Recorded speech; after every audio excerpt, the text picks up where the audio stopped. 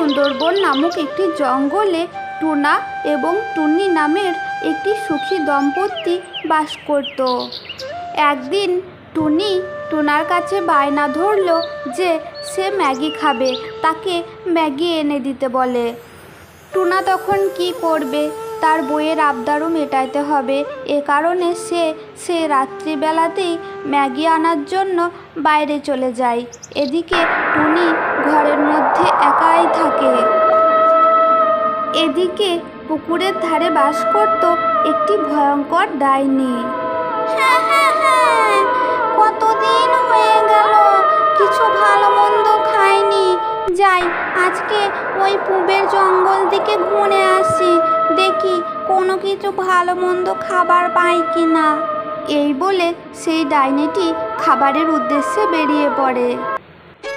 এদিকে টুনি তো একাই বসে আছে, আর টোনা 4 প্যাকেট ম্যাগি নিয়ে এসে টুনিকে দেয় এবং বলে, এ নাও গো, তোমার জন্য ম্যাগি এনেছি।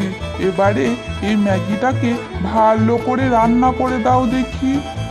টুনি তখন ম্যাগি চাপিয়ে দেয় এবং সে নিজের মনে সেই ম্যাগিটিকে ভালোভাবে রান্না করতে থাকে।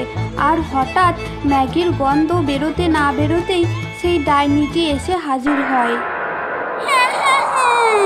কে রে, তোরা ওটা কি করছিস? কি সুন্দর গন্ধ বেরিয়েছে, কই আমাকে একটু দে তো। ডাইনিকে দেখে টুনা আর টুনি তো খুবই ভয় পেয়ে যায়।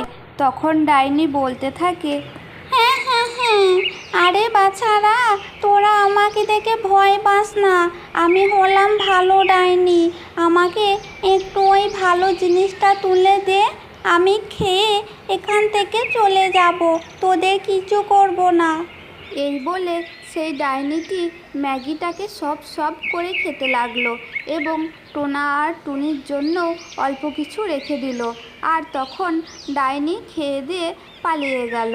আর এদিকে টোনা টুনিতে তখন স্বস্তির নিঃশ্বাস ফেললো এবং তারা বসে বসে ম্যাগি খেতে লাগলো আর গল্প করতে লাগলো।